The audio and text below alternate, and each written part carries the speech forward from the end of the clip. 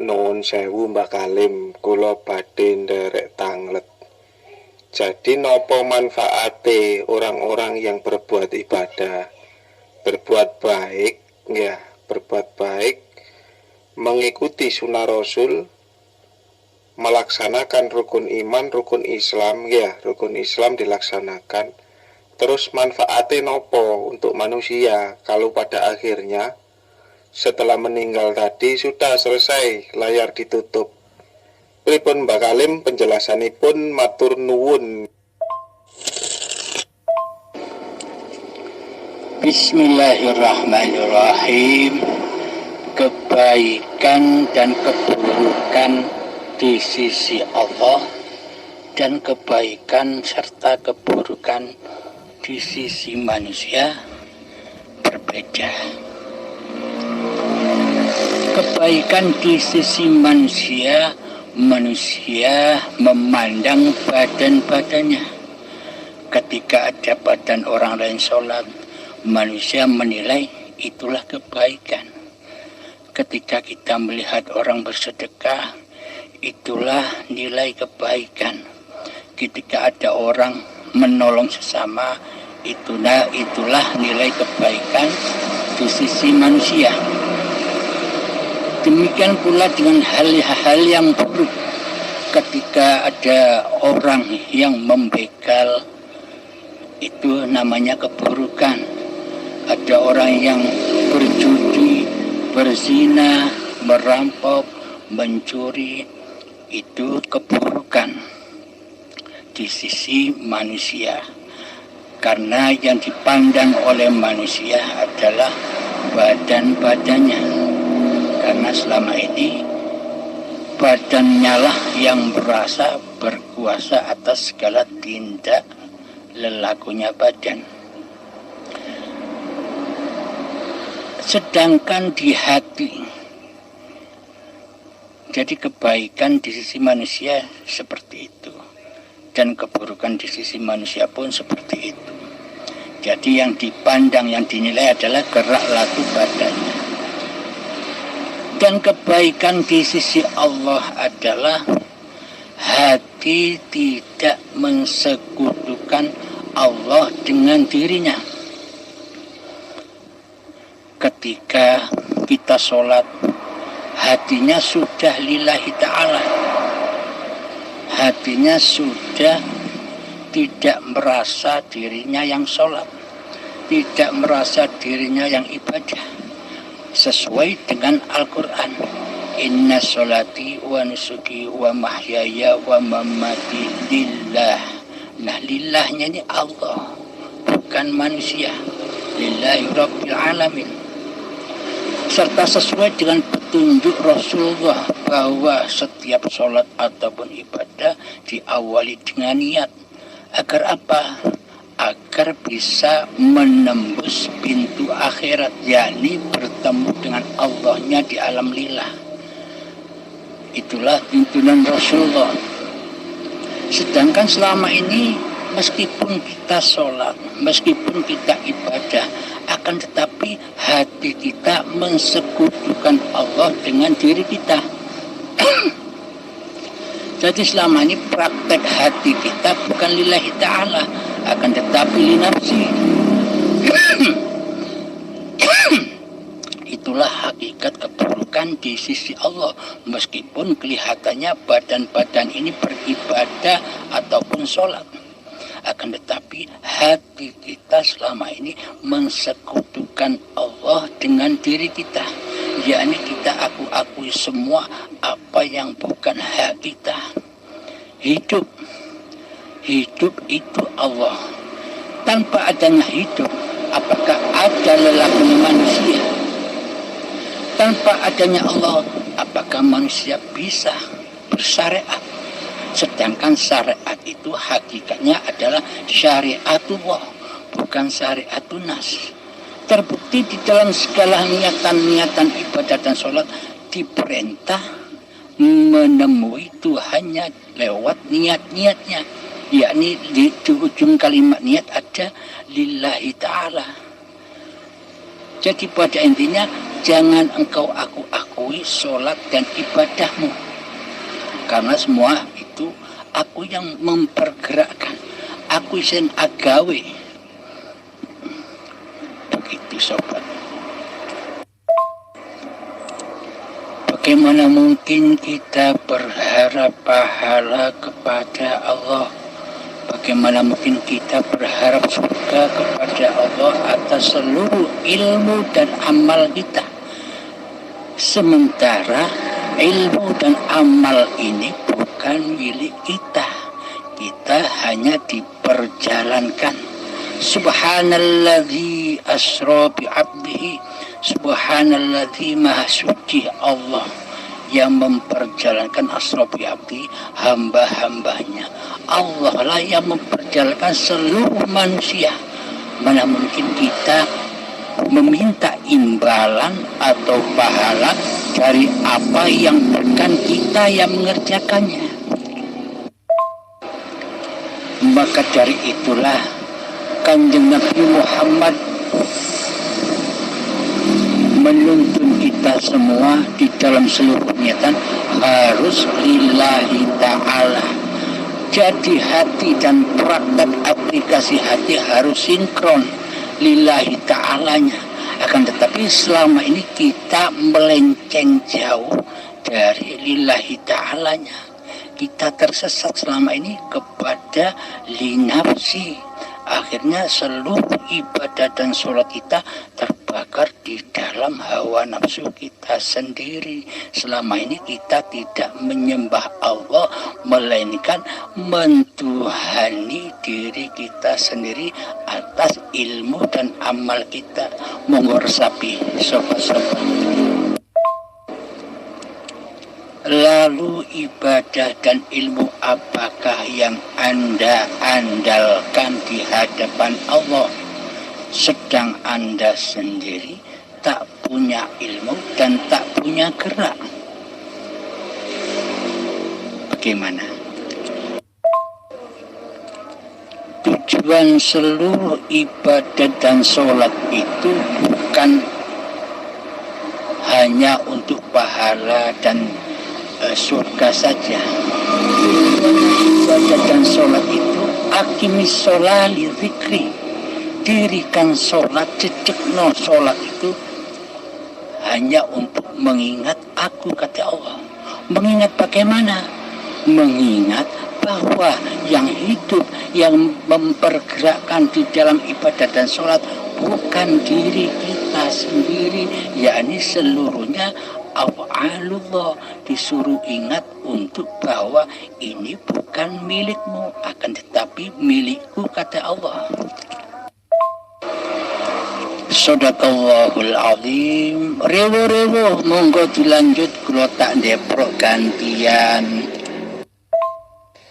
Iya Mbak Kalim, dari keterangannya panjenengan yang panjang itu matur suwun sangat dan saya bisa menangkap intinya. Jadi yang saya tangkap bahwa penilaian Allah dan penilaian manusia itu berbeda. Berarti kalau saya tangkap intinya baik di mata manusia, jelek di mata manusia, belum tentu di mata Allah. Yang menjadi tolak ukurnya adalah lillahi ta'alanya. Berarti yang menjadi tolak ukurnya yang tidak mensekutukan Allah.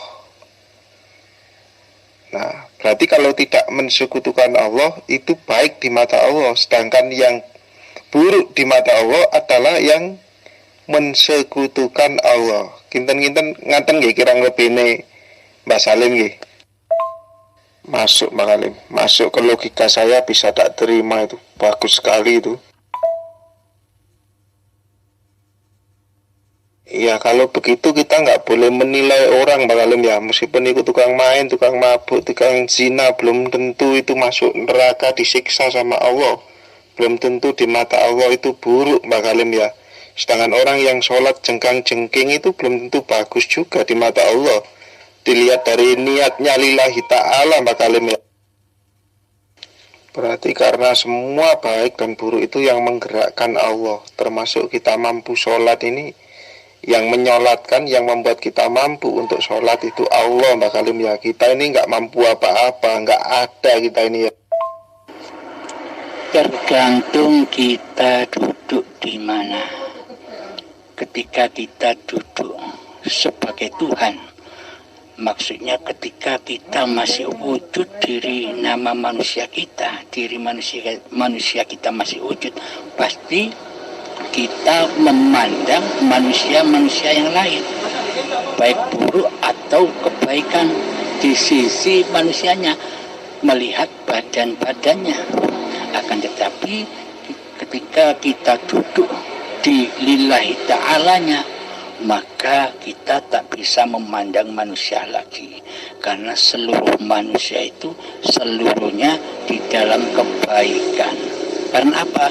Karena bukan manusianya yang berkehendak, yang berkuasa, melainkan la haula wala quwata illa billahil aliyil azim.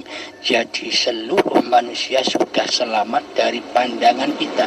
Itulah Islam rahmatan lil alamin. Jenengan angkat dadi murid kula Mbak Kalim. Nadi ilmune Mbak Kalim.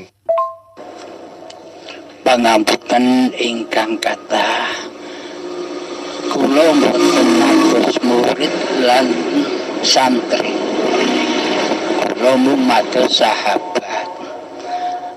Lek kula mados murid lan santri, khawatirnya nanti murid dan santri saya ketentengan diri saya, mendewa-dewakan diri saya, memulia-muliakan diri saya, akhirnya tidak ketemu dengan Zat yang Maha Suci. Maka dari itu saya hanya mencari sahabat dunia akhirat. Mohon maaf. Pesan Nabi Isa ataupun Nabi Muhammad waktu kesang dahulu kepada para sahabatnya, kalian jangan mendewa-dewakan saya, tapi dewakanlah Tuhanku dan Tuhanmu, yakni hidup yang menghidupi diri kita. Wah, cocok itu Mbak Kalim ten kula. Memang untuk menuju ke Allah itu memang murid-mursyid harus ditinggalkan, guru-guru ditinggalkan. Jadi nafsi-nafsi langsung ke Allah itu sendiri, termasuk guru, mursyid, siapa aja sudah. Penghalang mang disingkirkan dulu, kita langsung lurus menuju ke Allah. Nah, pertanyaan saya Mbak Kalim ya kan, selama ini Mbak Kalim sudah banyak memberikan ilmu, memberikan wejangan. Kalau metodenya Mbak Kalim gimana cara dikirnya? Kan banyak metode Mbak Kalim. Ada yang pakai napas seperti ini, duduk tempo, ada yang menyadari napas, terus ada lagi metode ke titik napas, ada yang dari tulang ekor ke atas kembali. Kalau Mbak Kalim bagaimana metodenya Mbak Kalim? Cara berdikirnya? Alhamdulillahirrabbilalamin.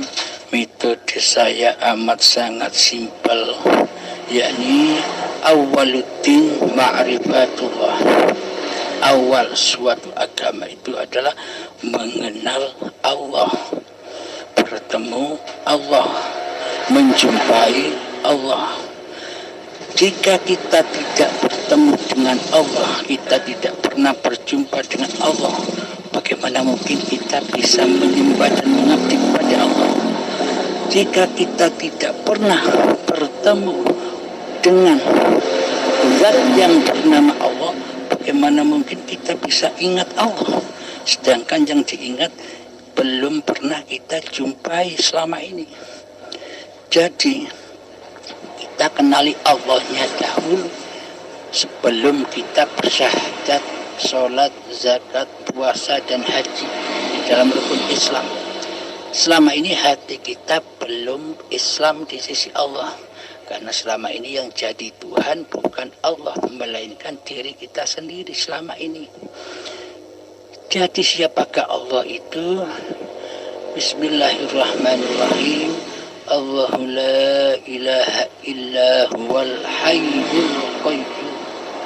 Allah tiada ilah, tiada Tuhan yang berhak disembah kecuali dialah hidup yang kekal, lagi terus menerus menghidupi seluruh ciptaannya.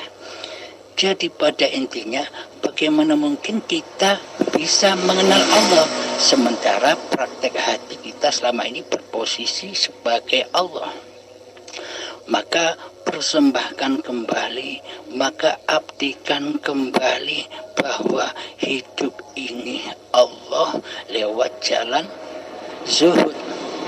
Jadi zuhudnya tidak harus zuhud bersila duduk seperti betapa. Zuhudnya di mana-mana. Contoh ketika kita merokok, sambil merokok kita diam, masuk ke dalam diri, pandanglah hidup, saksikanlah hidup yang merokokkan badan. Inilah tauhid. Inilah yang dimaksud la ilaha illallah. Bila Anda bisa merasakan Allahnya di dalam rokok, ditimbang dengan amal ibadah sejak akil balik sampai setua ini yang tanpa tauhid, kira-kira berat mana timbangannya? Masuk niku Bang Halim, ayat niku masuk. Allahu la ilaha illa huwal hayyul qayyum. Iya, berarti Allah ini hidup Bang Halim ya. Allah ini hidup ini ya. Nah itu betul Pak Halim. Memang posisi sampai ngomong ini betul. Memang simpel sekali. Tapi nek wong-wong kabeh memang kurang ngerti lakune zuhud otomatis ya munyer-munyer to Pak Halim. Contohnya dengan dikir nafas, dengan dikir ewon itu kan cek munyer-munyer nang lingkaran. Jadi bukan zuhud itu masih mencari tempat zuhudnya itu. Ya maklumi saja Pak Halim. Biarkan dia mencari dengan dirinya sendiri aja. Soalnya lamun dituduhno kadang-kadang nggak percaya. Itu menungso kok mek ngene tok ae padahal itu sak temene. Karena mindsetnya wis terkontaminasi dengan pikir-pikir ribuan pikir-pikir yang begitu banyak. Dituduhno sing enteng sing gamblang kadang-kadang jek gak percaya. Itu sing sering terjadi, oke? Lanjut Mbak Halim.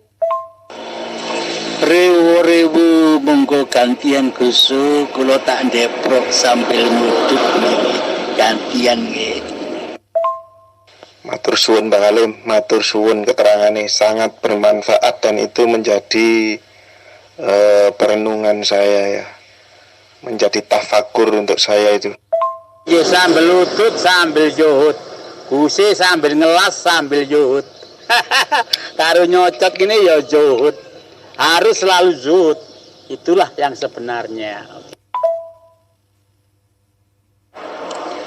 Jika Anda sudah sampai di alam lillah, maka seluruh alam-alam gaib yang diceritakan di syariat, alam kematian, alam kubur, siksa kubur, hari kiamat, hari kebangkitan, hari akhirat, yaumul hisab, siratal mustaqim, neraka, surga, seluruhnya sudah Anda lewati, sudah lebur ketika Anda sudah bertemu wajah Allah. Jadi alam-alam itu sangat nyata sekali, tidak gaib lagi. Nggih, kelihatannya syariatnya demikian. Akan tetapi jika Anda paham syariat itu milik siapa, manusia itu milik siapa, begitu Iya, itu untuk mempermudah itu Kang Hendrik ya lek dijerokno ya Allah kabeh. Metode Allah, sing duwe metode mah Allah. Mbak Halim gak duwe ilmu, sing duwe metode Allah. Karena Anda masih berposisi sebagai manusia, maka pasti melihat saya sebagai sosok manusia juga sama seperti Anda. Karena cermin di hati Anda masih manusia. Karena selamanya hawa nafsu manusia ini tidak rela dirinya ditiadakan. Karena selamanya iblis dan setan itu tidak mau sujud kepada Adam. Maksudnya Adam di sini bukan sosok manusia Nabi Adam ya, akan tetapi yang dimaksud Adam adalah selamanya iblis iblis dan setan, hawa nafsu manusia, Dajjal ini tidak rela dan tidak ridho bila dirinya itu ditiadakan.